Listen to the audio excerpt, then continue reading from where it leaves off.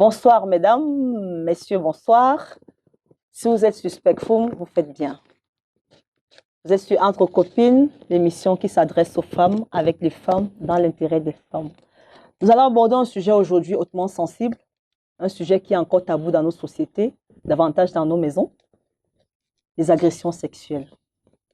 Une agression sexuelle désigne un acte abusif qui vise à soumettre une personne à ses désirs sexuels sans avoir obtenu au préalable son consentement. C'est un acte déshonorant que les personnes qui les subissent ont du mal à en parler. Elles se réfugient dans un silence qui les consume de l'intérieur. Pourtant, elles en sont les victimes. Elles ont besoin d'être écoutées, accompagnées, soutenues. Elles ont besoin d'être sauvées de l'enfer qu'elles vivent à l'intérieur d'elles-mêmes. Les dames que nous recevons aujourd'hui sont animées par le même souci, celui de sensibiliser contre ce phénomène tant ignoble qu'avilissant, qui existe depuis toujours et qui continue à causer beaucoup de souffrance et de tristesse.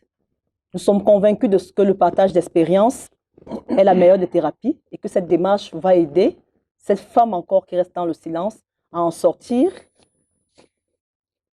Merci de rester avec nous.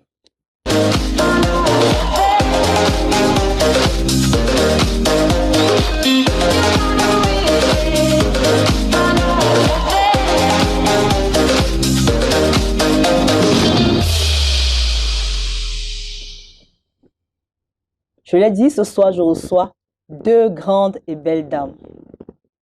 Deux femmes habituées à la caméra, au plateau de télé. À ma gauche, j'ai Clarence Yongo. Bonjour. Bonjour, Emine. Merci d'avoir accepté de venir ici. Le plaisir est le mien. Alors, vous êtes promotrice de Griotte, oui, qui est une web TV, oui, qui libère la parole des femmes, c'est ça? Oui, c'est tout à fait ça. Et avant ça, enfin, pas avant, parce qu'on ne quitte jamais vraiment ce métier. Vous êtes animatrice télé ou c'est journaliste? Je suis journaliste. C'est les deux, enfin, oui, je combine les deux. Les deux. Et voilà, c'est un métier qu'on fait avec passion depuis des années. Oui. Vous avez animé beaucoup de plateaux comme ceci. Vous êtes centré défense de la femme. Oui, c'est un choix personnel que j'assume malgré parfois les menaces, malgré les railleries que j'aime bien parce que quand on est dans la défense des droits des femmes et qu'on ne reçoit pas de railleries, ça veut dire qu'on ne travaille pas, ou qu'on ne reçoit pas de menaces, ça veut dire qu'on ne travaille pas. Oui. Donc c'est un choix personnel parce que moi-même j'ai été victime de harcèlement sexuel quand je commençais ce métier. Donc à chaque fois j'ai dit merci à mon bourreau d'avoir suscité cette vocation-là. Oui, oui. Et ça permet aujourd'hui que tous les sujets qui sont tabous, j'en parle vraiment sans tabou. Très bien. Merci de parler de ces sujets-là. À ma droite, j'ai Mireille Grasse-Amban, la belle, animatrice ici à Spectrum Télévision. Notre 10-12 heures de rendez-vous, c'est elle qui en tient les rênes. Bonjour Mireille. Bonjour Hermie. Merci d'avoir accepté de venir à ce plateau, surtout en votre qualité de victime. Je sais que c'est pas facile, mais de venir, je dis merci. Ouais, et je le fais même à cause de toi parce que parler sur les antennes, c'est différent lorsque on parle dans des salles, des groupes pour pouvoir encourager les autres, à pouvoir sortir du silence. Merci, j'apprécie. Alors, on va commencer avec vous, madame. En banque, ça me fait genre de dire madame. Mais le sujet est suffisamment sérieux pour qu'on l'entoure de tout le sérieux. Alors, je voudrais savoir, vous qui avez été victime d'agression sexuelle, est-ce que vous pouvez nous partager votre première expérience d'agression? À quel âge avez-vous quand vous avez eu la première agression sexuelle? S'il y a une personne qui sera très surprise ici, c'est Clarence. Oui. C'est vrai, je ne l'ai jamais su. On se connaît depuis des années. Je n'aurais même pas imaginé. J'aurais pas imaginé. Alors, en termes, pour ce qui est ma première agression sexuelle, c'est à l'âge de 7 ans. Comment ça s'est passé? C'était qui le bourreau?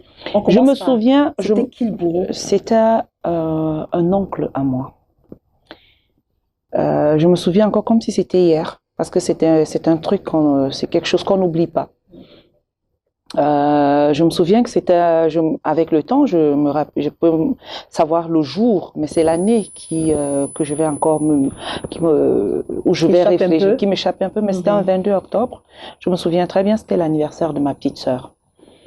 Et je connais même encore, j'ai encore la mélodie de l'artiste de la musique qui passait, et pendant que mon bourreau m'entraînait dans la chambre.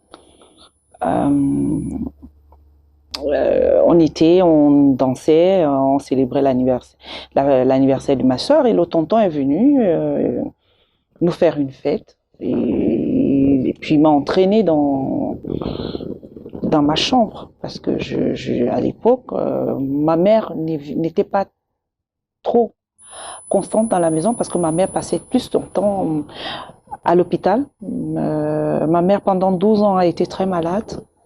Et pendant les 12 ans, ma mère, elle avait juste des périodes à la maison, de courtes périodes à la maison. Parfois, elle faisait 2 mois à l'hôpital, elle avait fait une respiration à la maison, peut-être sur 1 mois, pour repartir encore 2 mois, voyageant partout. On était en Consamba à l'époque. Et ce tonton est venu et il m'a amené dans la chambre. Je comprenais rien au départ. En allant, je dansais. J'étais contente jusqu'à ce que je me rende compte de là où j'étais. Je me rappelle que il m'a baissé ma culotte. Et après avoir baissé ma culotte, ce qu'il a fait, j'ai juste vu son sexe dans le mien. Et je me souviens que je pleurais, je disais j'ai mal, et je me souviens, quand je lui demandais, il me demandait tu as mal où? Excusez-moi, j'ai encore un peu d'émotion. Quand je demandais tu as mal où, il me demandait tu as mal où, je montrais, et c'est à cet endroit qu'il envoyait plutôt son sexe. Donc c'était comme ça, et puis après il m'a dit de rien dire à ma famille, aux parents, et que si je sais, peut-être je suis en train de me tromper, mais il y avait une menace derrière. Il ne faut pas que je dise, sinon il avait raconté un truc pour que je ne dise pas. Et par la suite, dormant avec ma tante à l'époque, je crois que j'avais dit ça à ma tante, et on ne m'a pas cru. On va y revenir, mes régresses. Clarence, est-ce que vous comprenez le fait qu'à 7 ans, une petite fille soit obligée de subir ce genre de choses? Je veux dire, qu'un oncle à 7 ans soumette une petite fille de 7 ans à ça. Mais comment est-ce qu'on peut comprendre ce type de situation? Là, je vais commencer par féliciter Mireille parce que je la connais depuis Mathusalem, comme on a dit, mais je n'ai jamais su qu'elle a subi ce type de situation. Et je pense que c'est quelque chose qu'on n'oublie pas. Je le disais tout à l'heure, la personne qui m'a fait ce que je suis aujourd'hui, c'est mon bourreau qui m'avait dit, si tu ne passes pas par moi, tu n'auras rien dans ce média. Effectivement, je n'ai jamais rien eu dans le média dans lequel j'avais commencé à cette époque. Donc, c'est des traumatismes qu'on traîne toute la vie. Ça, c'est le cas de Mireille. Je peux vous raconter mon cas. J'en venais, justement, je voulais savoir, est-ce que dans votre quotidien, dans votre travail, ou bien personnellement, vous avez déjà vécu une agression que vous pouvez nous raconter? Moi, j'ai vécu un attouchement. C'est une agression? C'est une agression. C'est une agression. J'avais, je pense, 5 ans. Voilà. Mais j'ai eu un refoulement qui est peut-être resté dans mon subconscient, je pense, et qui est revenu longtemps plus tard. Peut-être j'avais 15 ou 16 ans quand ça m'est revenu en mémoire, parce que je pense que j'ai eu un refoulement. Et à chaque fois, je recevais comme des flashs. Mais je peux vous assurer que jusque-là, après, j'ai oublié. Et c'est quand je suis arrivée à l'âge adulte, et même quand j'ai commencé mes combats, que je me suis rendu compte en réalité. J'ai vécu ça. J'ai vécu ça. En réalité, je l'ai vécu. Et je n'en ai même pas parlé ni à ma maman, ni à personne. Exactement. Parce que je pense que le fait d'avoir refoulé m'a fait oublier, entre guillemets, parce que je pense qu'on n'oublie pas complètement. Mais ces agresseurs sont autour de nous. Ils sont nombreux. La preuve, je vous le disais tout à l'heure, on parle aujourd'hui de l'affaire Macaire qui est accusée, je ne dis pas que c'est vrai ou pas parce que la justice va trancher, qui est accusée d'avoir violé sa propre fille. Vous comprenez? Ça veut dire que le mal rôde et il est partout. Au moins, ce qu'on a comme preuve, c'est que, et ces preuves-là, c'est qu'il a fait des avances à sa propre fille. Il lui a envoyé des images de son sexe, etc. Donc, est-ce que ces personnes sont normales? Je pense que c'est une question qu'on doit se poser et se dire en réalité que nous vivons dans une société qui est malade parce que des cas comme ça sont légion, même si on n'en parle pas. Bah oui. Et le problème, justement, c'est qu'on n'en parle pas. Il faut qu'on commence à en parler. C'est tout l'objet de cette émission, de cet échange. En parler, vraiment en parler, pour que celles qui nous regardent sachent qu'on peut en parler. Tout à fait. Alors, la question que je veux poser, je n'avais pas prévu que tu serais une des victimes, mais je veux savoir, c'est quel environnement. Mireille Grace, elle a dit, sa mère n'était pas à la maison. Ça veut dire que il y avait une certaine, je veux dire... Non, nous, on a grandi dans un environnement où maman n'était pas là, papa était tout le temps au boulot.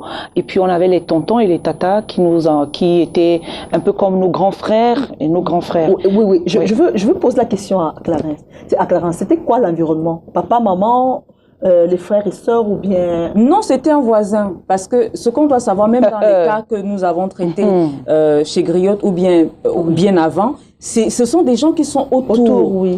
On a eu un cas comme celui-là la semaine dernière, une petite fille qui allait constamment chez le voisin et puis le voisin a violé l'enfant. Je veux dire que c'est toujours le voisinage, c'est toujours des gens proches. Pour mon cas, c'était le voisin qui s'entendait très bien avec ma mère, mon père et tous ceux qui habitaient à la maison. Et donc, c'était le monsieur qui, de temps en temps, pouvait m'appeler, viens, va acheter le bonbon, etc. Et donc, ce jour-là, quand il m'a appelé. Quand je suis arrivée, heureusement, ma mère était très suspicieuse, je pense. Oui. Peut-être sans le dire, elle était quand même suspicieuse. Quand je suis arrivée et que, également, il a baissé son pantalon, il a retiré son sexe, ma mère m'a appelé. Oui. Il m'a demandé de toucher. J'ai touché et c'est juste à ce moment-là que ma mère m'a appelé. Parce qu'elle s'est même affolée parce que j'ai compris, mais l'enfant là est allé où, etc. Oui. Le temps que je réponds, il m'a d'abord dit, attends. Et c'est lui qui a répondu, oui, elle est avec moi. Elle a dit, oui, je veux qu'elle vienne là, je veux qu'elle vienne. Pourquoi est-ce qu'elle est, ça fait 5 minutes, je ne sais pas où elle est. Bref, c'est toujours des gens qui sont autour de nous, qui sont auteurs de ce type d'agression. C'est clair qu'on dit que l'agresseur n'est jamais un inconnu, enfin, n'est très souvent pas un inconnu. C'est toujours quelqu'un dans l'environnement. Mais ce que je veux comprendre dans le cas de Mireille Grace, et la question que je veux poser, j'aimerais la poser à toi, c'est que le fait que maman, vous dites que votre maman était suspicieuse, est-ce que le fait que la maman de Mireille Grace n'ait pas été présente à cause de la maladie a quand même un peu favorisé cette agression de son oncle? Est-ce que le fait que la maman, parce que c'est elle qui est un peu plus éveillée, je pense, n'a pas favorisé ça aussi? Les prédateurs analysent leur environnement. Chaque prédateur analyse son environnement. C'est-à-dire que je pense que c'est des actes, pour ma part, prémédités. C'est pas des actes ponctuels, ça peut arriver, mais pour quelqu'un qui est souvent là, qui est avec vous, on a eu le cas avec l'association La Colombe, avec Blanche à l'époque, on a eu le cas d'un jeune garçon qui avait été violé par son oncle de la même façon. Lui, c'est qu'il savait que quand les parents étaient au salon et qu'ils entamaient la discussion, c'était vraiment des débats où tout le monde rigolait et ça mettait long. Et donc, pendant ce moment de joie, et non de tristesse, c'était des moments de joie, il profitait de l'occasion pour tirer le garçon dans sa chambre où il prétextait aller prendre son bain et il disait à chaque fois au garçon, apporte-moi mon gel douche.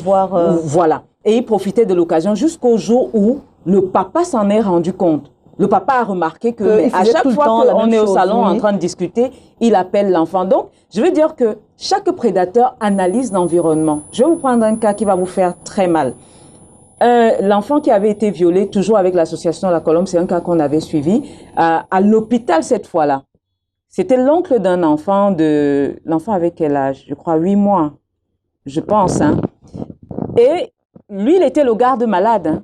Il était le garde malade de l'enfant à l'hôpital. Et la maman de l'enfant lui faisant Bien confiance, sûr. lui laisser l'enfant pour aller se reposer un peu et revenir à l'hôpital.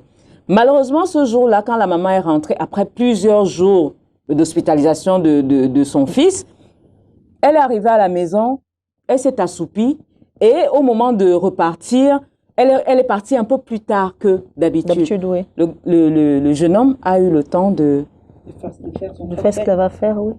Avant que la maman n'arrive, il était trop tard. Donc, c'est des personnes qui analysent l'environnement avant d'agir. Et qui Exactement. jouent sur le capital confiance que l'enfant et les parents Exactement. aussi Tout à fait. ont de lui. Tout à fait. Alors, Mireille, je veux revenir sur vous.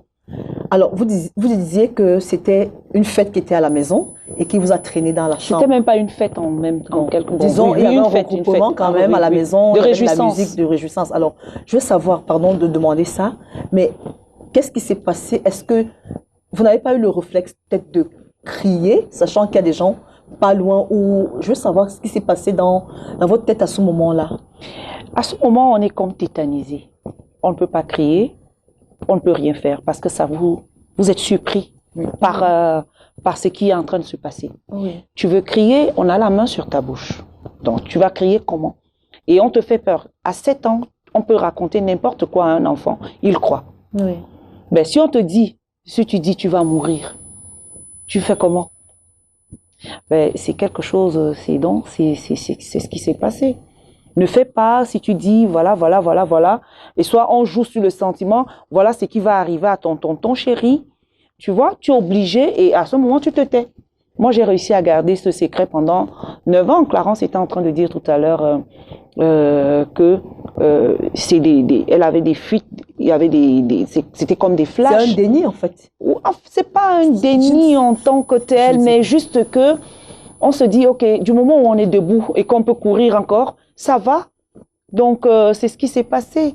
Et j'étais un enfant de très agité parce que même quand je révèle ça à ma famille, à l'âge, j'avais peut-être 17 ans, 9 ans après, quand je le révèle tout le monde est surpris. On va y revenir, Mireille, si vous permettez. Alors, Oui. Clarence, je vais vous demander, quand vous travaillez avec des femmes qui sont violées, comment ça se passe? Est-ce qu'elles rentrent en contact avec vous? Ou bien vous entendez parler d'un cas et vous allez vers elles? C'est quoi le processus? Elles rentrent spontanément en contact ou bien c'est vous qui allez chercher auprès d'elles? Alors, je vais commencer par, comment je vais dire ça, dissiper un doute. Parce que au départ, tout le monde pensait que j'ai une association. Je n'ai pas d'association, en tout cas pas pour le moment. Je pense que je vais en créer une parce que Il y a des cas de part qui se multiplient. voilà, les cas se multiplient. Donc, ce qui s'est passé au départ, c'est que je travaille avec Blanche, qui avait une association de lutte contre les violences sexuelles sur mineurs. Mineurs, oui. Et donc, on recevait des cas qui étaient, ma foi, les plus incroyables. Un cas qui nous avait d'ailleurs choqué à l'époque, c'était le cas d'une fillette qui était violée à l'époque par son père et les voisins. Et donc, on avait essayé de contacter la maman qui était partie du foyer. Et la maman, à l'époque, nous avait dit qu'elle est démunie. Et si elle prend cette fille, qu'est-ce qu'elle va en faire? Oui. Bref, c'est quelque chose qui nous avait tellement choqués. On était allé voir un avocat. À l'époque, les bénévoles n'existaient pas, Oui. comme c'est le cas aujourd'hui. On est allé voir un avocat qui nous a dit oui, c'est pas qu'il n'a pas une once d'humanité, mais c'est que vraiment ça lui prend du temps. Et voilà, je pense que c'était des situations à l'époque qui ne se comprenaient pas. Ensuite, quand le temps est passé, étant donné que j'avais des émissions concernant ces problématiques, et pourquoi je choisis ces problématiques justement parce que dans les rédactions, c'est des sujets classés faits divers. Oui. Et moi, à chaque fois, j'étais remontée qu'on classe une question de droit dans des sujets faits divers. Un sujet aussi sérieux. Tout à fait. Donc, c'est une politique de gouvernance. Pourquoi est-ce que ça se classe dans les sujets divers? Et donc, j'ai commencé à traiter ces sujets. Tout le monde s'est rendu compte que oui, en réalité, ce n'est pas véritablement tel qu'on C'est pas léger. le pensait. C'est pas léger, c'est pas factice, ce n'est pas juste une question de maquillage, etc. Oui. Et donc, finalement, c'est pas pour dire que ceux qui font... bon, bref. Et donc, finalement, de fil en aiguille, il y a des personnes qui étaient dans ces situations-là qui voulaient s'exprimer, qui voulaient en parler. Parce que vous savez que dans des situations de violence, quand vous n'avez personne vers laquelle vous tournez, ne serait-ce que pour l'écoute, vous êtes encore plus malheureux, meurtri, plus malheureuse. Oui. Et donc, quand j'avais l'occasion d'écouter ces personnes et de leur dire non, je pense qu'on pourrait faire ça, on pourrait faire ci, bon, on va contacter peut-être un avocat qui n'était pas toujours disponible, hein, mais le simple fait d'avoir écouté apaisait ces personnes. Oui, la première thérapie, oui. C'est la première thérapie. Et après, j'ai des personnes aujourd'hui, j'ai une de mes petites sœurs Rose qui est conseillère sociale. Donc, quand elle a des cas plus ou moins complexes, elle m'appelle pour que je parle avec les victimes. Oui. Et donc, j'ai également les confrères qui m'envoient certaines victimes qui veulent bien s'exprimer ou alors qui sont coincées dans la procédure. C'est pas qu'on a forcément une solution pour décoincer la procédure, mais bon, on essaye de toucher une ou deux personnes. Si ça marche, tant mieux. Si ça marche pas forcément à 100%, mais on fait ce qu'on peut. Au moins, l'écoute est assurée. Oui. Mireille, dites-moi, à ce moment-là, c'est quoi le premier sentiment? C'est la honte, c'est la peur? C'est quoi le premier ressenti après un acte, après avoir subi un acte comme celui-là? Il y a d'abord la peur et puis la honte. Moi, à 7 ans, je ne pouvais pas savoir si j'ai honte ou pas. Donc, peut-être si on va plus devant, puisque ce n'est pas le seul viol que j'ai reçu de ma vie, je pourrais donner plus, peut-être ce que j'ai reçu, qui étaient les sentiments que j'avais après cette... voilà. Mais à 7 ans-là, la peur. Oui, on a juste un sentiment de peur et puis bon, on se dit, ça passe, c'est passé. On est insouciant à 7 ans. Peut-être le forfait n'était pas... Mais ça reste un forfait. Bien sûr. Ça reste le fait qu'on a fait quelque chose contre ta volonté. Alors, à ce moment-là, à 7 ans, je veux dire, à quel moment est-ce que vous l'avez dit la première fois à quelqu'un? À quel moment est-ce que vous en avez parlé la première fois à quelqu'un? Je ne peux plus me rappeler, mais je me souviens quand même avoir dit ça à ma tante. Après un second viol que j'ai reçu d'une bande du quartier. Alors, vous allez nous raconter le second viol. Comment ça s'est passé? Parce que dans la même ville, il y a une bande du quartier, des garçons à l'époque, qui étaient, puisqu'on était dans un quartier résidentiel, et dans ceux qui étaient plus bas, c'était des quartiers populaires, voilà, quartiers populaires. Et ils avaient pour habitude, je ne sais pas ce qu'ils avaient contre ils appelaient les enfants des riches. Donc quand nous allions, ils nous tendaient des pièges et tout ça. Un beau jour, ils ont décidé ils ont pris un garçon d'un quartier populaire qui était comme dans une association les parents de ce garçon et mes parents étaient dans une association communautaire dans cette ville, donc en Samba où nous nous trouvions à l'époque. Et ils ont pris ce garçon, ils ont pris ma petite sœur, il y avait aussi mon petit frère. Ils ont dit qu'ils font des couples. Ils ont mis ma petite sœur avec un de mes cousins, puisqu'on vivait tous dans la même maison. Mais ils m'ont pris moi avec un garçon du quartier. Ma petite sœur, elle était toute jeune, elle avait 4 ans, 5 ans. Et ça. Elle, pour elle, c'était comme des jeux. Nous, on était effrayés, le garçon et moi. Ils nous ont amenés dans un endroit et ils nous ont obligés à avoir des rapports sexuels. Et quand ils le faisaient, ils étaient en train d'applaudir. J'oublierai jamais ça. Ils applaudissaient. Ils avaient des fouets. Que si on ne fait pas, ils vont nous fouetter. Ils avaient des gros bâtons. Donc vous étiez doublement opprimé. Oui. C'est-à-dire que vous commettez un acte que vous ne voulez pas, et puis vous devant êtes sous la contrainte. C'est-à-dire voilà, que devant... Oui, il y avait des spectateurs, si je peux me permettre cette expression. À quel âge? C'était toujours entre 7 et 8 ans. 7 ans-là. J'ai dit, ça s'est passé toujours à 7 ans, 8 ans. Parce que je pars de la ville à 8 ans pour revenir encore et subir un même viol dans la même ville. Clarence, j'ai envie de vous demander, et je reviens sur la notion d'environnement. Vous avez dit que le violeur étudie son environnement. Mais est-ce que l'environnement aussi ne favorise pas ces actes d'agression? Est-ce que l'environnement dans lequel on vit ne favorise pas ce genre d'agression quand je reste sur le récit de Mireille Grace? Alors, l'environnement ne nous protège pas. Nous ne sommes pas protégés. Je veux dire que ce soit Mireille, que ce soit Hermine, que ce soit moi, nous ne sommes pas protégés en réalité. Je prends un exemple simple. Je vais faire une digression encore. Quand nous publions des affaires dans lesquelles des personnes sont soupçonnées d'un quelconque acte, nous recevons des menaces claires. C'est-à-dire que sur les pages, on reçoit des menaces. Les gens vous disent de vous taire et tout ça. Et quand on suit même ce type d'actualité, nous recevons les menaces des bourreaux. Pourquoi? Parce que les bourreaux sont capables justement de continuer leur forfait. Après X, ils vont chez Y, Z, ainsi de suite. Rien ne leur arrive en réalité. Est-ce qu'il y a une sanction sur un tel qui va permettre de voir que si un tel autre fait ou commet le même forfait, voilà ce qui va lui arriver? Non. C'est difficile. C'est difficile. Et même quand vous vivez avec les responsables des associations, moi, pendant plusieurs années, j'ai été avec Blanche, Homme Somme, qui s'est donné corps et âme. On rédigeait des plaintes, on faisait des choses, elle faisait des choses extraordinaires. Est-ce qu'elle était accompagnée? Non. Elle le faisait de fonds propres, au point où son activité qu'elle avait, parce qu'elle est pâtissière, à ce moment-là, a dû chuter. Parce qu'elle prenait là-bas pour investir dans ce combat-là. Ça, c'est la réalité. Elle a fait faillite. Donc, quand on n'a pas de sanctions exemplaires, on n'a pas des personnes véritablement engagées, parce que n'oubliez pas aussi que aujourd'hui, plusieurs se rendent compte qu'en créant des associations, ils peuvent recevoir des fonds. Est-ce qu'ils ont la conviction du combat qu'ils mènent? Je n'en sais rien. Mais c'est une question qu'il faut se poser. Parce qu'il est arrivé que je reçoive des cas et que j'appelle un tel ou un tel autre. C'est pour ça que j'ai pensé à créer l'association. Je n'y ai jamais pensé de ma vie.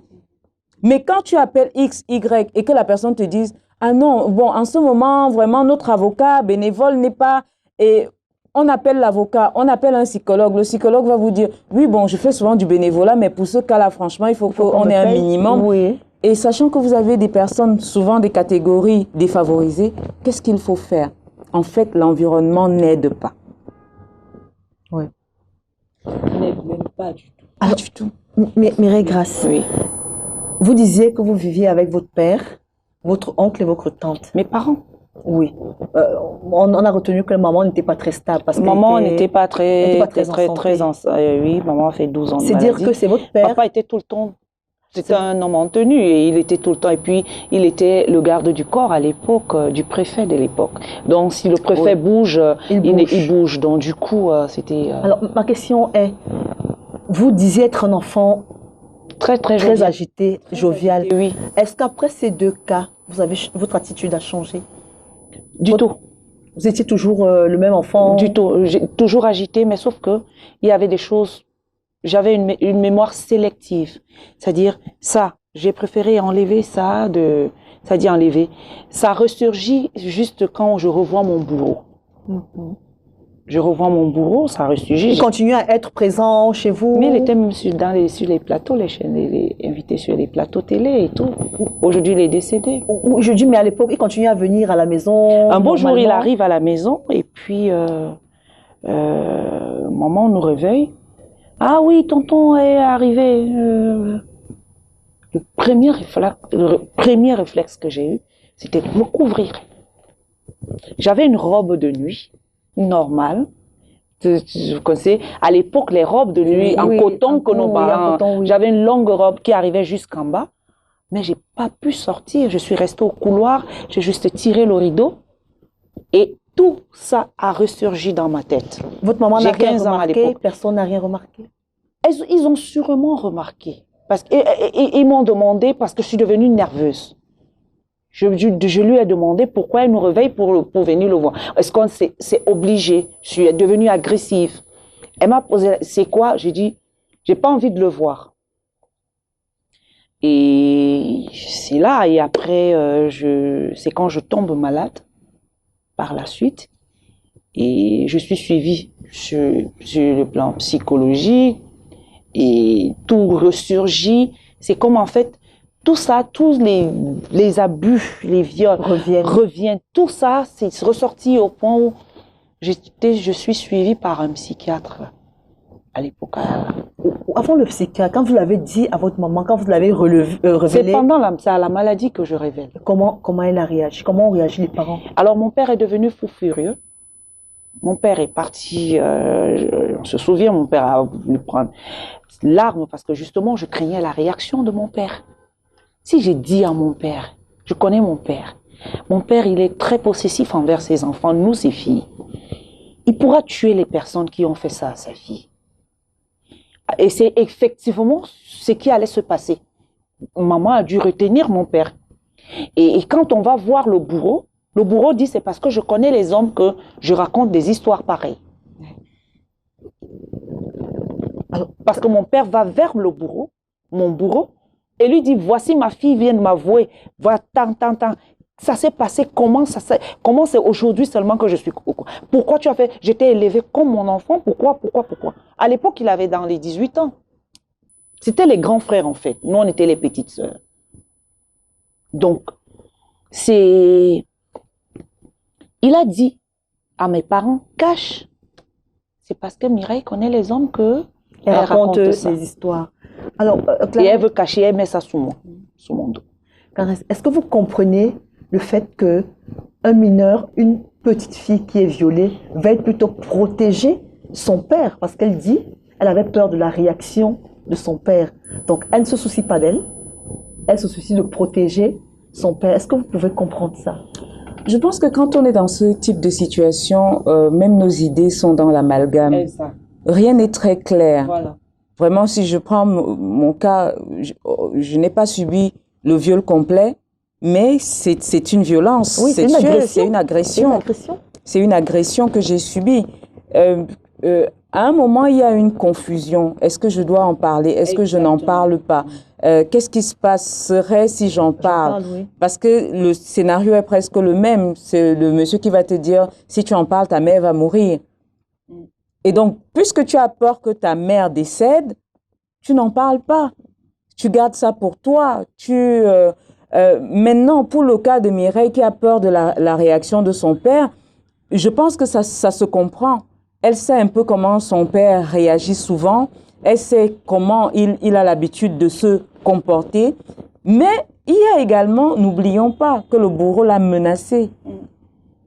Il y a cette confusion. Je ne suis pas psychologue pour expliquer, mais je pense que dans cette confusion, on ne sait pas exactement comment on peut réagir. Et c'est pour ça qu'elle préfère garder le silence, parce que à chaque fois, il y a des menaces. Je suis sûre que même pour les jeunes là du quartier, quelque part, ils ont dit quelque chose dans le sens de la menace. Il y a toujours une menace. Mais ce qui est curieux avec les jeunes, j'avais dit à ma tante, parce que j'avais déjà peur de sortir de la maison. Quand on m'envoyait, il fallait passer par là, je pleurais toujours. On ne comprenait pas pourquoi. Et finalement, j'ai dit à ma tante. Et c'est ma tante, parce qu'on a caché à mes parents. Ma tante est donc allée menacer les garçons et ces gars du quartier en disant que si quelque chose m'arrive, ils vont dormir en cellule. Ils vont aller en prison. Mesdames, nous allons faire un tour. Nous sommes allés demander aux gens dans la rue comment ils réagiraient si leur fille, leur sœur avait subi une agression sexuelle. Écoutons-les plus.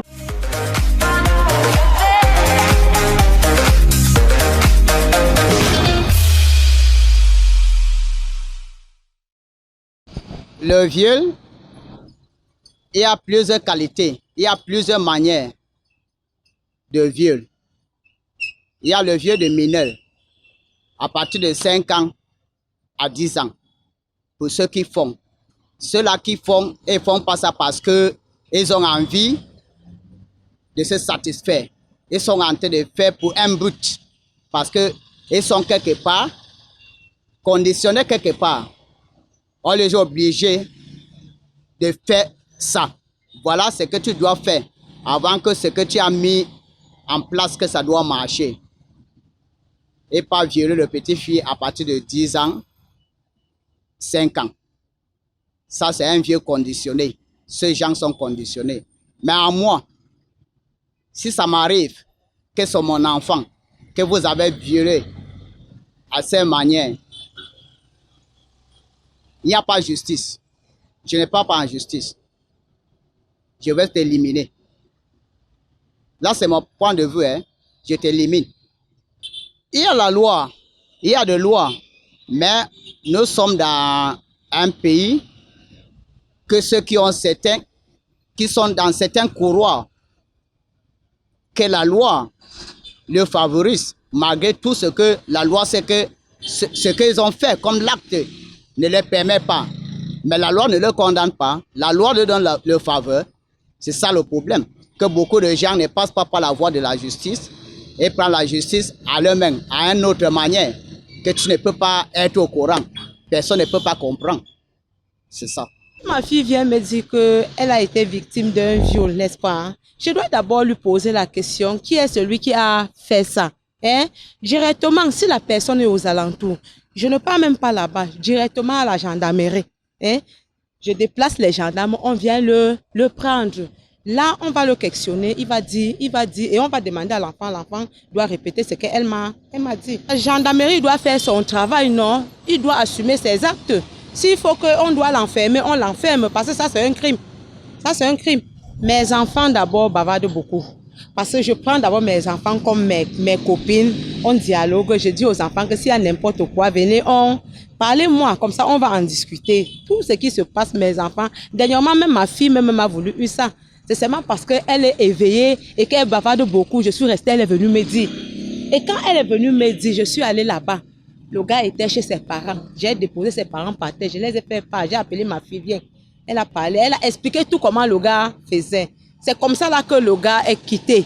Si ma fille était du genre où elle ne parlait pas, il devait finir par réussir son coup, non? C'est bien de parler. Et c'est bien que le parent doit mettre l'enfant par terre et lui conseiller beaucoup de choses. Bon, pour moi, je serais très choquée, quoi.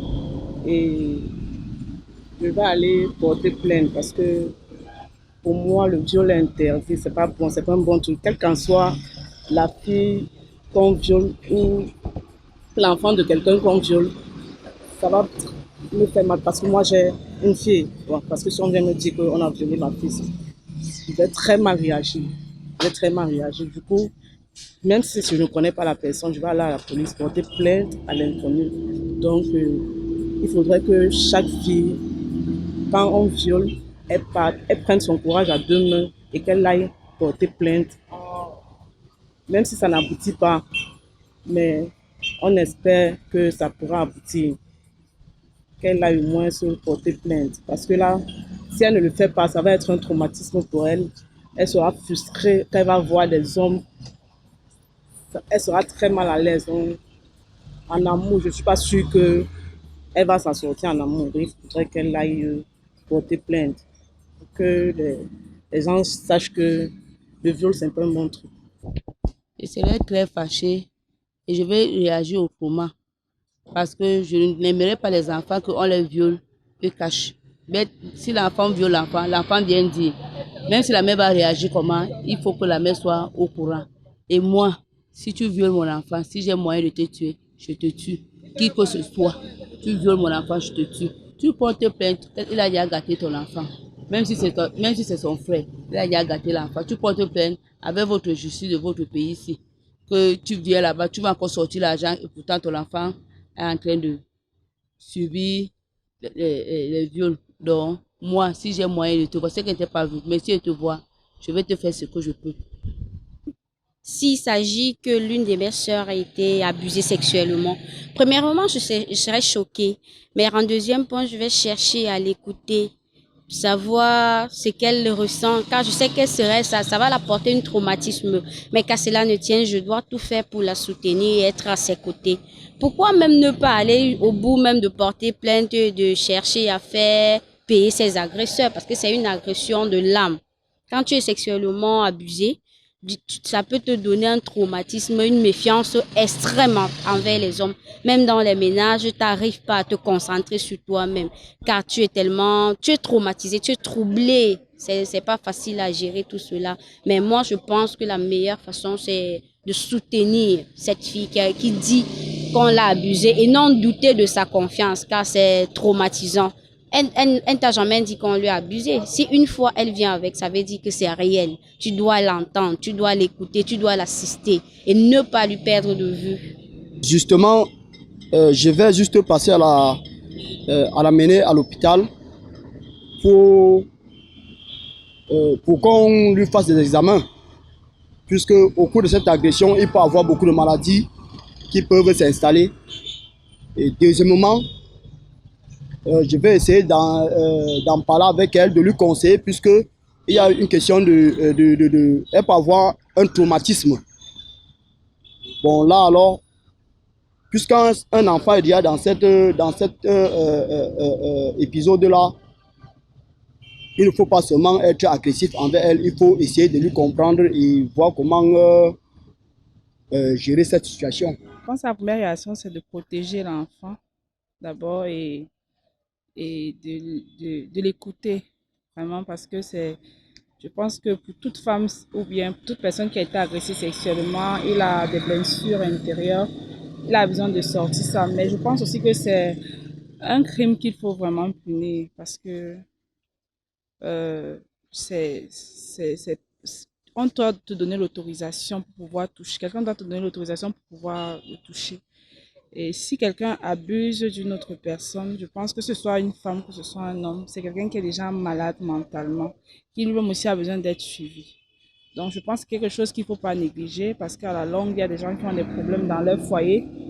Il y a des femmes qui n'arrivent pas à faire confiance aux hommes. Il y a tellement de choses qui émanent de ce fléau-là. Donc je pense que pour les femmes, et surtout pour les mamans qui sont dans les foyers, parce qu'il y a beaucoup de choses qui se passent même souvent dans les foyers, et puis on n'arrive pas à sortir ça. Il faut être très vigilante d'abord quand on a des jeunes filles et les écouter, parler avec elles, permettre aux enfants de pouvoir dire tout sans avoir honte, pouvoir s'exprimer et ne pas avoir de sujet tabou. C'est ce que je pense. Si mon enfant vient me dire qu'on l'a violé, tout d'abord je vais chercher le coupable. Mais d'abord, il faut que nous les parents, nous apprenons à beaucoup parler aux enfants, à beaucoup conseiller, dialoguer avec les enfants. Quel que soit l'âge, parce que même 5 ans, on dit qu'elle est petite, elle est mineure, c'est vrai. Mais il faut parfois lui attirer l'attention. Si tu vois un papa ou bien un jeune homme qui dit comme ça, va m'acheter le bonbon, s'il n'y a personne, ne va pas acheter le bonbon. Parce que quand tu vas venir acheter le bonbon, il peut te taper, hein? Il peut t'agresser. Hein? Il faut fuir, ne pas acheter le bonbon quand tu vois qu'il n'y a pas les gens. Mais s'il y a les gens, ils t'envoient acheter le bonbon. Pas avec tes camarades, tu viens avec les camarades lui donner le bonbon, ne pas jamais seul. Il faut toujours conseiller les enfants, toujours attirer l'attention des enfants. 5 ans en montant, toujours et toujours, parce que quand tu prends le temps toujours à parler à l'enfant, et dans ce sens, il y a les jeunes hommes que tu vas voir, il va te flatter avec 500 francs, il va te flatter avec 1000 francs, mais il va te faire ce qui n'est pas bon. Et là, ta vie est gâchée. Il faut faire très attention, parce que nous, les parents, nous sortons tous les matins pour aller à nos occupations. Et l'enfant va à l'école, il rentre à la maison, le parent n'est pas là. Donc on ne peut pas tout faire à la fois. La meilleure des choses, c'est de beaucoup parler aux enfants, beaucoup, quel que soit l'âge, à partir de 5 ans en montant. Il faut mettre l'enfant dans la peur, dans ce sens-là. L'enfant ne doit pas rendre service n'importe comment aux inconnus. Quand tu te retrouves seul dans la maison, même si c'est avec ton frère, si tu vois que ton frère est déjà même en train de poser la main dessus sur toi comme ça, bizarrement, il faut dire à maman, il faut dire aux parents, ne cherche pas à garder pour toi, parce qu'aujourd'hui, à nos jours, même ton propre frère te viole. Donc, il faut faire très, très attention. Si même ton grand frère ou ton oncle, tu pars chez ton oncle, il te touche un peu bizarrement, il faut rentrer dire aux parents, tu fuis et tu ne vas plus là-bas. Et tu dis aux parents, n'aie pas peur de dire à ta mère ou à ton père.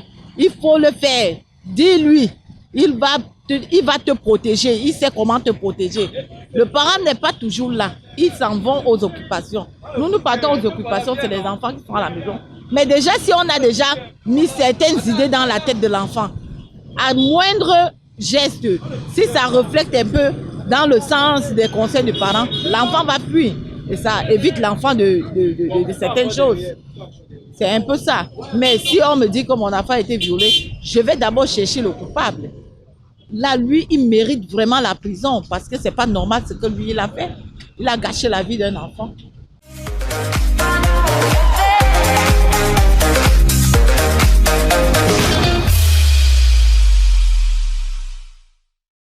Bienvenue, nous sommes sur Entre Copines. Nous parlons des agressions sexuelles sur les femmes. Je précise, pas qu'il n'y en a pas sur les hommes, hein, mais nous, on peut faire focaliser sur les femmes. Alors, Mireille Grasse, vous étiez en train de nous dire que quand on a demandé à votre agresseur, il a estimé que c'est parce que vous aimez déjà les hommes. Que je connais déjà les hommes, oui, justement. Que vous l'accusez de cela. Oui. Alors, quelle a été la réaction de votre père à ce moment-là? Il est devenu fou. Mon père est devenu fou. Et j'étais pas là, mais on m'a raconté. Parce que je suivais une sorte de thérapie. Une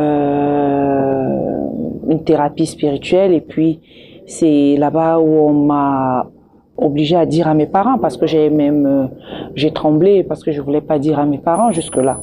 Et pendant que j'étais en train, j'avais un suivi spirituel.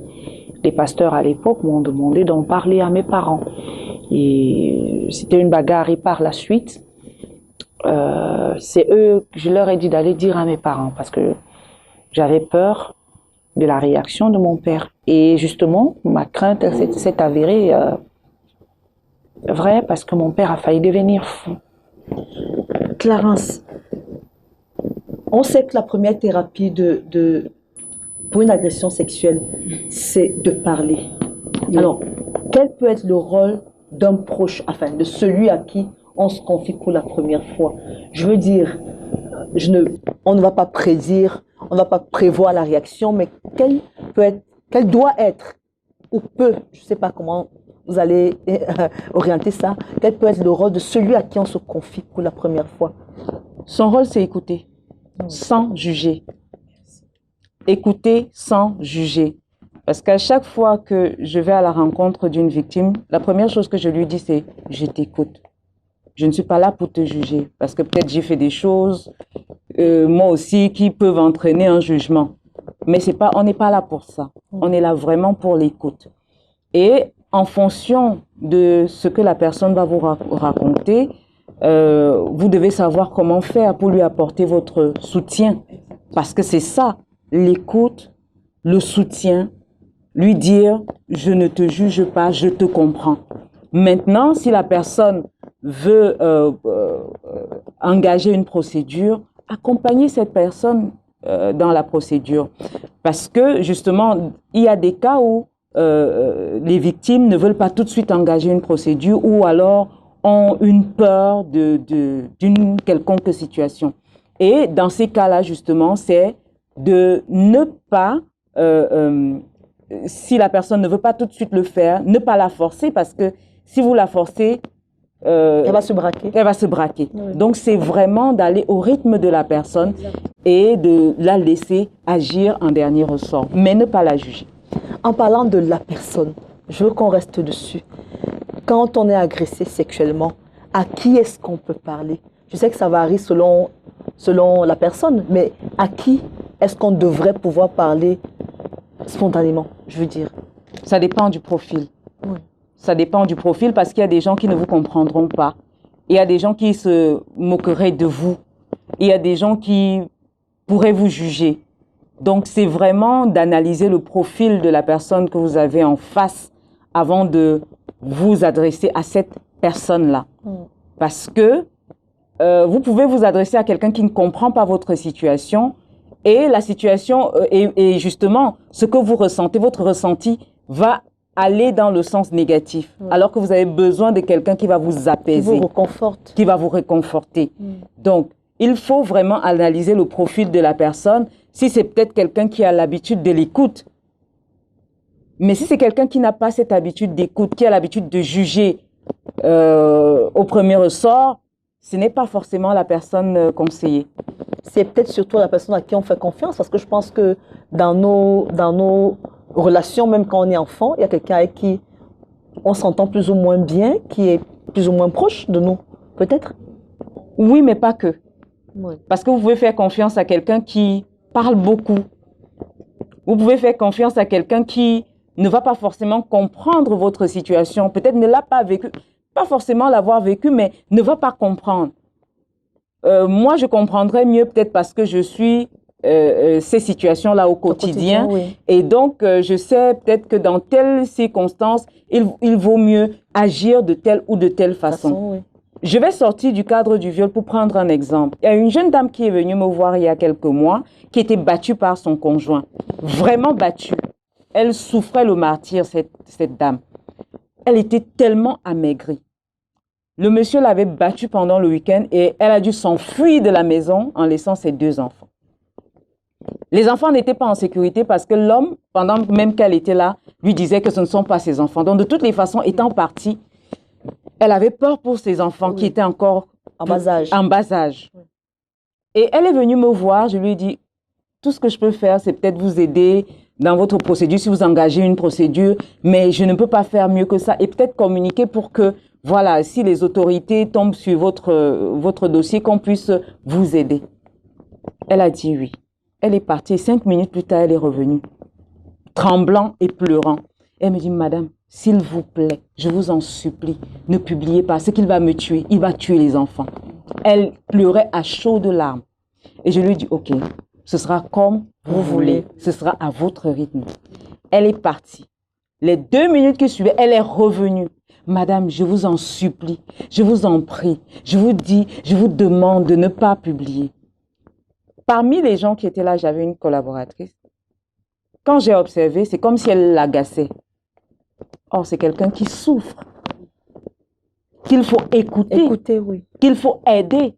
Mais quand quelqu'un en face vous donne l'impression que celle-ci m'agace, elle dérange. Vous pensez que c'est quelqu'un qui comprendrait la situation? Non.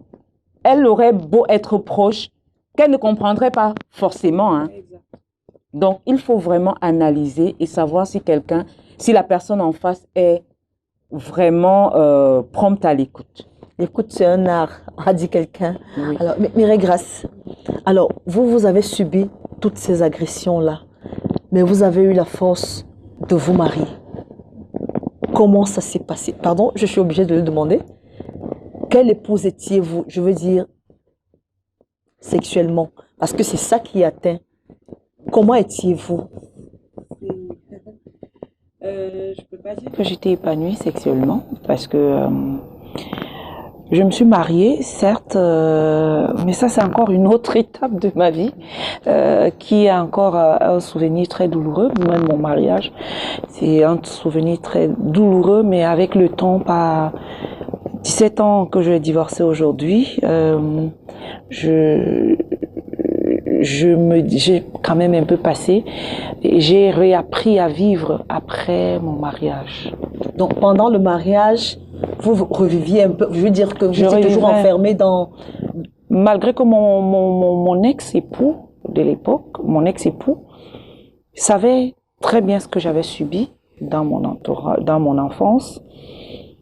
Mais c'était justement l'objet de nos disputes à la maison. Et sur le plan sexuel, c'était vraiment compliqué parce que le fait de ne pas accepter mon nom, je me sentais un peu violée à nouveau.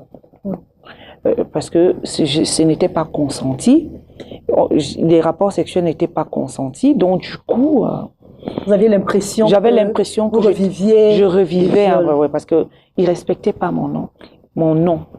Et ça a entaché sur notre vie. Il faut dire qu'il y a viol entre époux. Hein. Il faut qu'on précise aux dames qu'il y a viol même dans le mariage. Exactement. Parce que le fondement de l'acte sexuel, c'est le consentement. S'il n'y a pas consentement dans un acte sexuel, c'est qu'il y a une agression. Il faut que les gens le sachent. C'est pour... Exactement, oui. Moi, je le savais. J'étais une épouse très rebelle. J'étais le genre d'épouse, je me souviens, c'est Yawa Issatou qui était ministre de la Condition féminine. J'étais pour, quand on plaidait pour qu'une femme mariée voyage sans le consentement de son époux. Quand on a aboli ça, j'étais parmi les personnes les plus heureuses de la terre. Quand ça se passait, parce que tu avais l'impression de continuer à vivre le martyr dans le foyer. et nous savons tous, nous vivons dans une société un peu machiste et du coup c'est difficile pour une femme de s'épanouir dans une société machiste. Il faut peut-être avec beaucoup de choses, des événements qui courent, les réseaux sociaux, etc. Peut-être ça tasse un peu ces machos-là. Légèrement, hein, parce qu'ils sont des malades. Comme Clarence disait, on est dans une société de malades. Le simple fait que tu vives avec un homme et que lorsqu'il doit avoir rapport sexuel, il y a des choses, par exemple, il y a le non. Quand tu dis non, on n'accepte pas, tu as l'impression qu'on te viole à nouveau. Oui, mais on te Et viole. c'est l'impression que j'ai. Mais on te viole. Et c'est cette impression que j'avais avec mon ex-époux. Et ça terminait en violence, bagarre. Mais est-ce qu'il y a un moment où il vous a accompagné, je veux dire, ayant connaissance de votre passé, est-ce qu'il y a un moment où il vous a accompagné et qu'à un moment, il s'en est juste lassé? Ou bien ça a toujours été comme ça? Je sais un peu. C'est ma vie. Je ne peux pas dire que j'ai été super. Je peux pas dire que j'ai été heureuse. Si je dis qu'il m'a accompagnée, ce serait mentir. Il m'a pas accompagnée. J'étais arrivée au point de le taxer d'obsédé sexuel. J'étais arrivée au point où je pouvais pas vivre. J'étais pas heureuse. J'étais pas heureuse parce que les raisons de mon mariage étaient encore des raisons trop compliquées. C'était un mariage de manipulation et plein de choses. Donc, en fait, c'est comme si tu quittes d'un bourreau à un autre bourreau. C'est-à-dire, tu réussis à te libérer là, tu as l'impression que la personne à qui tu t'es confié va t'aider, mais c'est la même personne qui devient ton bourreau. En fait, c'est ton nouveau bourreau. C'est ce que j'ai vécu pendant 10 ans. Clarence, est-ce que vous comprenez ça? Est-ce que vous comprenez qu'une femme qui a vécu une série de viols se retrouve dans les mains d'un homme qui ne peut pas le comprendre? Parce que l'obliger à avoir des rapports sexuels, même si c'est son épouse, c'est la ramener à son enfance. Vous comprenez pourquoi je disais tout à l'heure qu'il faut analyser le profil de la personne à laquelle on s'adresse. C'est exactement la même chose. Quand vous êtes dans une situation de violence, vous avez en face des gens qui ont différents regards. Vous avez ceux qui compatissent, mais compatissent réellement. Vous avez ceux qui se moquent de vous. Vous avez ceux qui ne comprennent même pas la situation. Bref, vous avez des profils différents en face. Oui. Et il peut arriver justement que lorsque le conjoint n'a pas réellement compris les difficultés dans lesquelles vous étiez étant enfant, qu'il ne réagisse pas comme vous l'auriez souhaité. Ça peut arriver.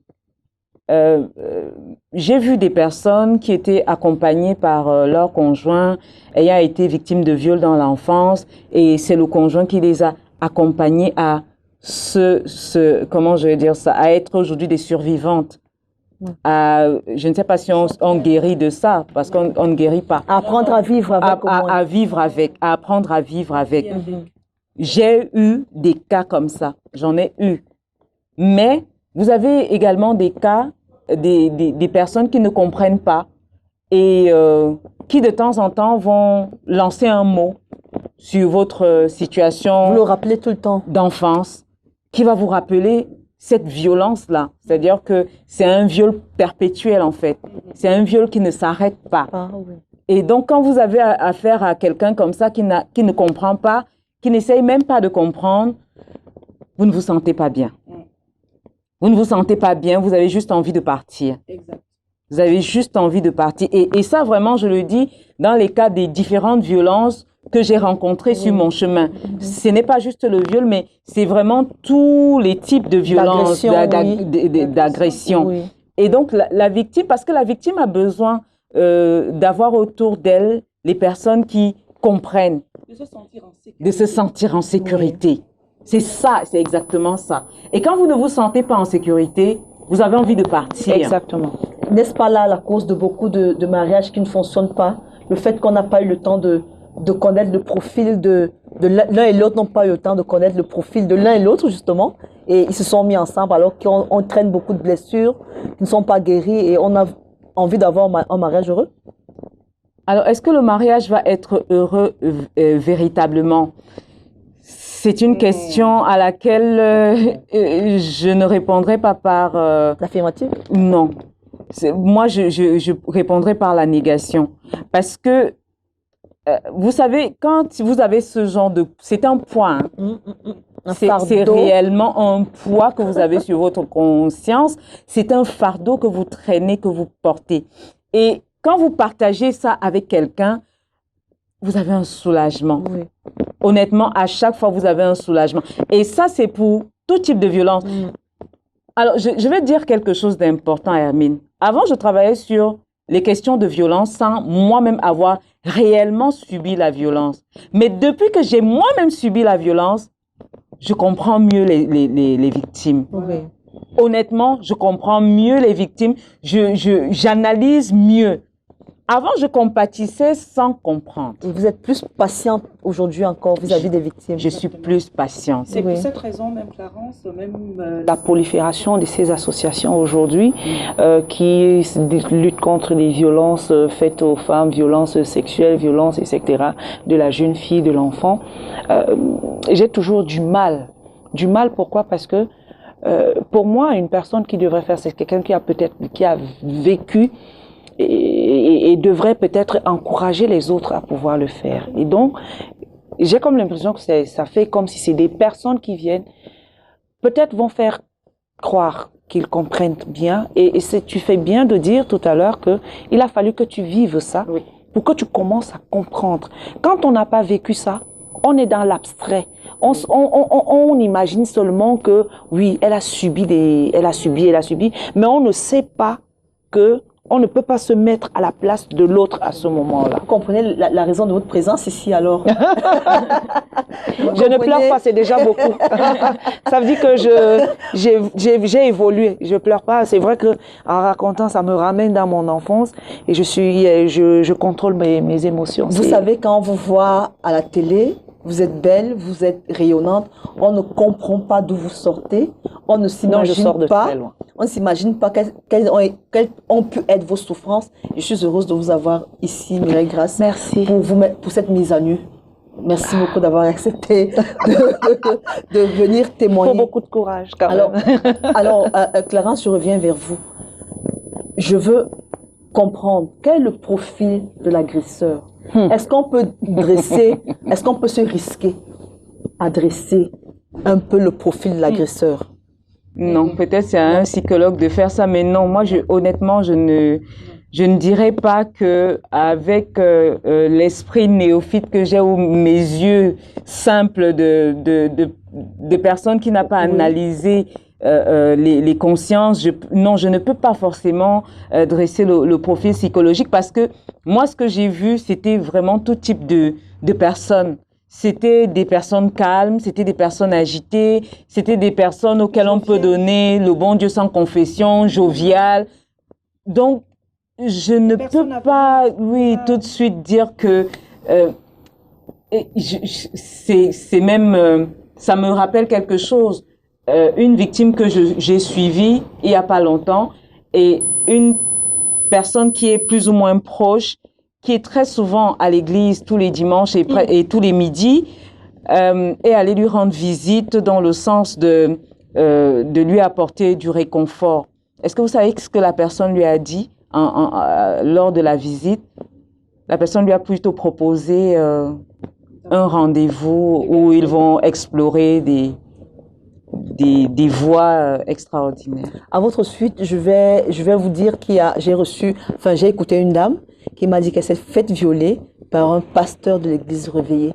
C'est-à-dire que lui qui est supposé vous mettre en confiance, lui qui est supposé vous mettre en sécurité, c'est justement lui qui a failli la violer. Alors on en profite pour aller voir le psychologue, s'il peut lui nous dresser le profil du violeur. On revient tout juste après.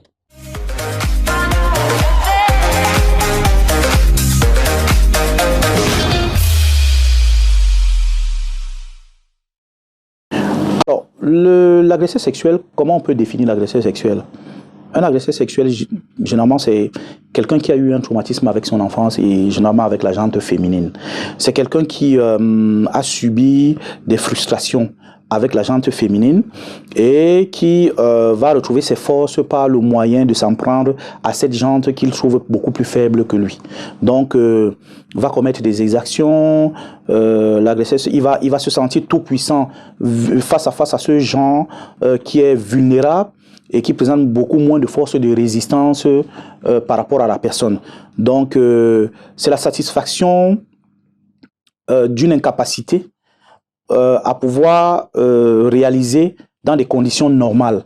Donc, l'agresseur sexuel, c'est quelqu'un qui sera dans l'impossibilité, par exemple, de pouvoir parler à une dame ou à une fille et pour qui il trouve que la voie et le moyen le plus facile, c'est d'agir de façon violente envers cette personne et obtenir des services qu'il n'aurait pas pu obtenir dans des conditions normales. Donc, sur le plan psychique, c'est des personnes qui sont, comment je vais dire, qui ont des troubles. Des troubles qui ne sont pas toujours des troubles mentaux du genre à se déshabiller dans la rue, mais qui ont des répercussions, dont les troubles ont des répercussions internes qui sont beaucoup plus graves qu'on ne peut le penser. Et généralement, il n'y a pas un profil de visu de l'agresseur sexuel parce que c'est toute personne qui va passer entre les mailles du filet comme tout le monde et qui manifestement peut être comme moi, comme n'importe quel homme dans la rue, mais qui sur le plan psychologique et mental a une déstabilisation et des problèmes qu'il faut suivre, qu'il faut accompagner. Il passe entre les mailles du filet, il va commettre beaucoup d'actions si il n'est pas très vite, attrapé et qui parfois même laisse savoir par la parole qu'il a quelque chose qui ne va pas avec le genre féminin, la gente féminine, mais qu'on laisse passer, qu'on prend pour des discours anodins jusqu'à ce que le pire s'accomplit. Et on arrive maintenant à des exactions et à des cris de détresse. Merci beaucoup.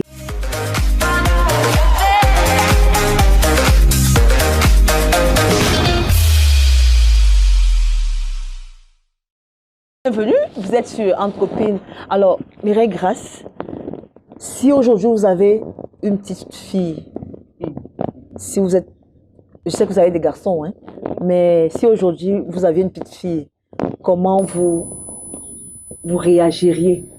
Enfin, on n'est jamais assez prudent, on ne protège jamais assez, mais qu'est-ce que vous feriez pour lui éviter ce que vous avez, ce par quoi vous êtes passé? Je vais surprotéger l'enfant, je le sais déjà. Je vais surprotéger cet enfant. Je vais éviter les boys, les domestiques à la maison. Parce que j'ai subi aussi avec un domestique de la maison. Les tontons et les tatas qui viennent là. En tout cas, je vais essayer de discuter je vais parler. Parce que même j'ai une petite fille qui a vécu avec moi jusqu'à l'âge de 12 ans avant d'être chez son père, chez sa mère autant pour moi. Elle est née entre mes mains. J'étais très protectrice à son endroit. Donc, un petit truc, je m'enflammais. Si elle disait un truc, et elle savait, elle savait, elle arrivait au point où elle me manipulait même déjà. C'est ce que j'ai failli dire. Elle me manipulait même déjà. Elle te crée une histoire, tu restes comme ça, tu dis. Elle me fait paniquer, m'a fait prendre une fois, démarrer la voiture j'ai arrivé à son école pour une histoire une petite alerte. On me fait croire que son kiki, elle a mis le kiki dans son... Elle a expliqué un truc comme ça. J'ai failli devenir folle. Seulement, quand j'ai vu ça, tout m'est revenu dessus. J'ai pensé à tout. J'ai pensé à ce que j'ai subi. J'ai pensé aux violences que j'ai... Mais je suis arrivée. Et puis, elle avait indexé mon petit frère. Wow. Mon petit frère lui-même était dépassé. J'avais déjà changé de visage. Mon frère, même père, même mère. Et c'est par la suite où j'ai discuté avec elle. Où elle disait que, en fait, c'est parce qu'elle ne voulait pas aller au tableau qu'elle a raconté ça à la maîtresse. Et je serais vraiment, quand je dis, tu es protectrice, tu surprotèges l'enfant pour l'enfant même peut te manipuler. Oui, ça, Donc il faut faire très attention. Est-ce qu'il ne faut pas justement éviter la manipulation et vraiment communiquer avec les enfants, Clarence? Oui, il faut absolument communiquer avec les enfants parce que sinon, ils n'auront peut-être pas l'alerte, sinon ils ne sauront pas forcément comment réagir dans une telle situation. C'est très important. Maintenant, aussi, éviter la surprotection. Parce que sinon, également, on se retrouve dans ce type de situation où on ne sait pas exactement où se trouve la vérité. Oui. Donc, il faut qu'on fasse attention. Il faut vraiment que ce soit mesuré. Voilà. Et aux femmes, parce qu'il n'y a pas que les enfants qu'on viole, on viole même des femmes comme nous. Qu'est-ce que vous leur dites aujourd'hui aux femmes qui ont peut-être honte parce qu'elles se disent que à mon âge, si je dis qu'on m'a violée, personne ne va me croire. Qu'est-ce que vous leur dites? Bah, aux femmes, c'est de parler, briser le silence. Parce que si vous vous enfermez dans le mutisme, ça ne vous apporte pas grand-chose. Au contraire, il faut en parler. Vraiment, c'est le premier médicament, comme on disait tout à l'heure. C'est vraiment la première chose qui permet de rompre cette espèce de voile que vous avez autour de vous. Donc, il faut en parler.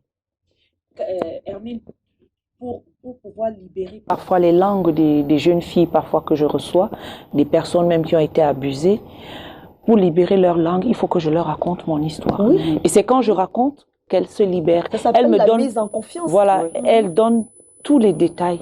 J'ai les détails. J'ai un cas d'une jeune fille, 13 ans, 11 ans, abusée par son oncle. Même pas sa famille ne la croyait pas. Personne ne l'a cru au point où elle a été chassée de la maison.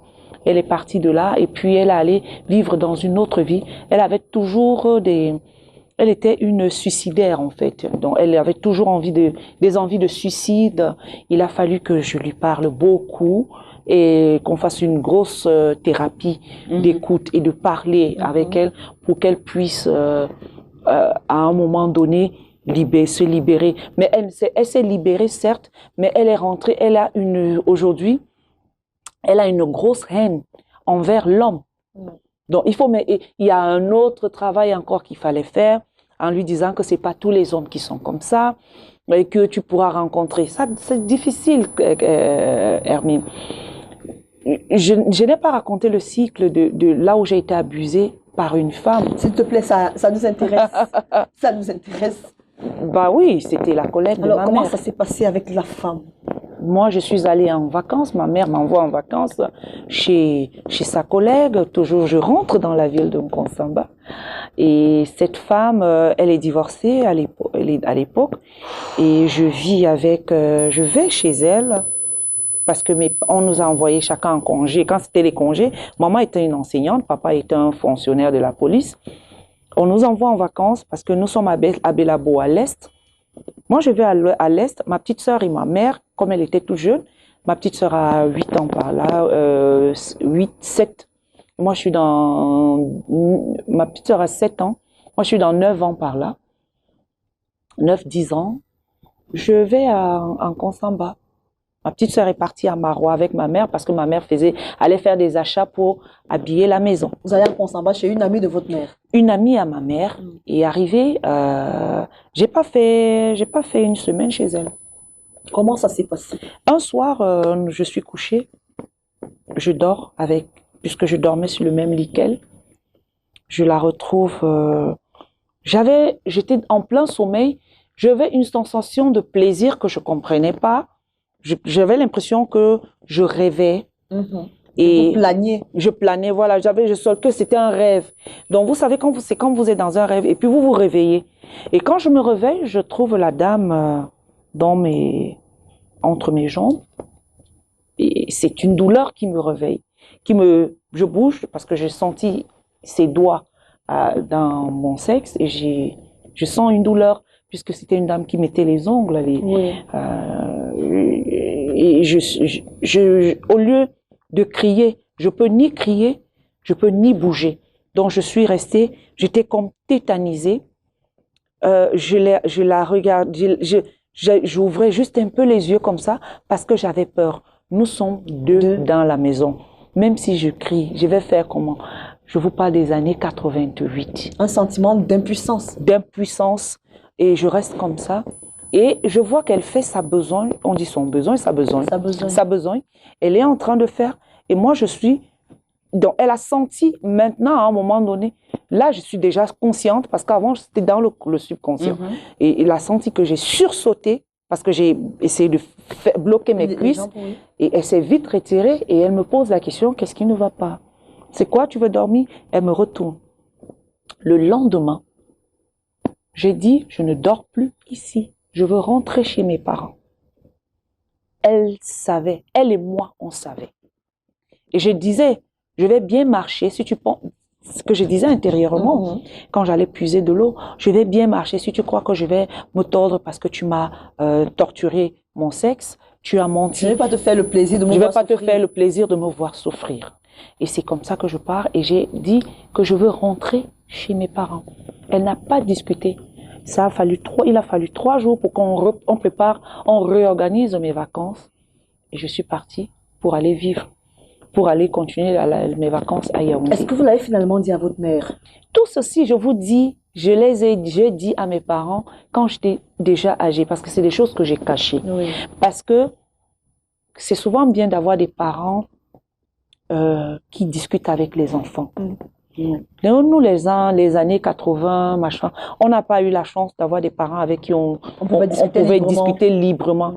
Parce que tout était, c'est un petit truc, on te fouette. Oui. Donc, quand tu as la reprimande, ayant vécu avec un papa flic, il faut imaginer les enfants des enfants flics. À l'époque, notre époque, c'était la rigueur, on ne bouge pas, un petit truc, allez, tu es puni. Donc, comment est-ce que tu vas aller dire à ton papa que là où tu es parti, là, voici la raison pour laquelle je suis en train de partir. On n'a rien compris de mon changement. J'étais en colère, j'ai crié, j'ai dit je ne veux plus rester ici. Elle n'a pas regimbé. 3 jours plus tard, juste le temps de préparer le voyage et que je repars parce que mes parents n'étaient plus à l'Est. Ils étaient tous, ma mère était à Marois, mon père est resté à Bilabo, à l'Est. Je ne pouvais pas rentrer. Qui allait rester avec moi quand papa allait au boulot? Donc, du coup, on m'a envoyé chez mon grand-père, où je suis partie encore subir autre chose. Je vous dis, écoutez,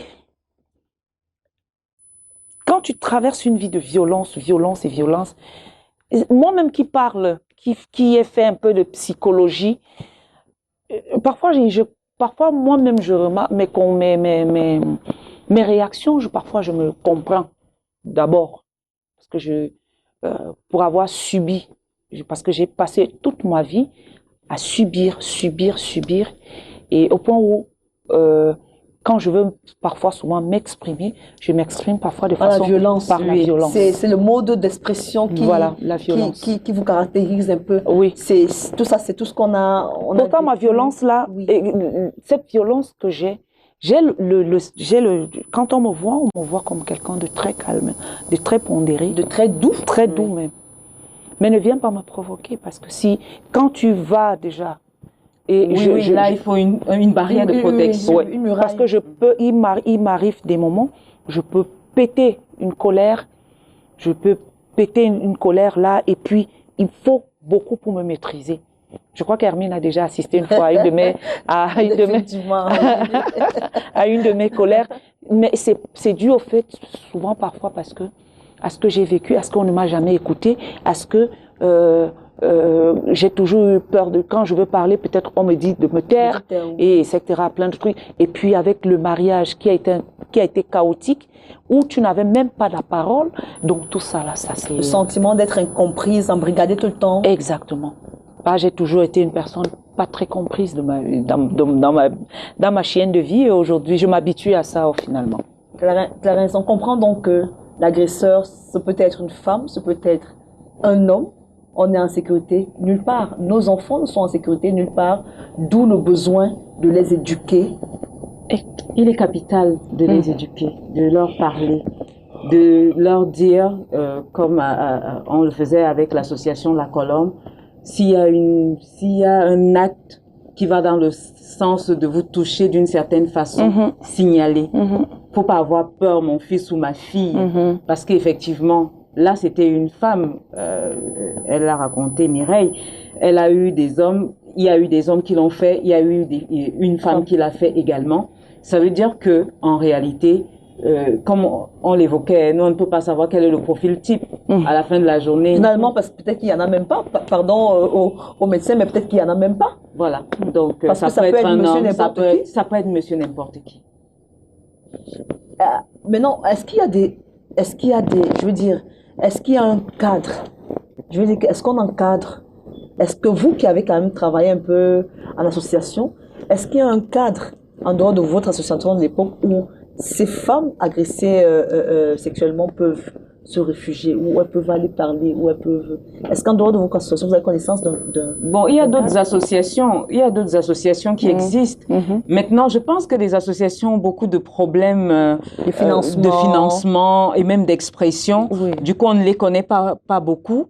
Or, il faut véritablement qu'il y ait un cadre d'accompagnement, vraiment une sorte de clinique d'accompagnement de ces personnes, parce que sinon, effectivement, comme Mireille le disait, on évolue dans un cycle de violence et on ira de plus en plus dans une société violente. Et c'est un problème, c'est un véritable problème. Et on peut le voir, la société est devenue de plus en plus violente.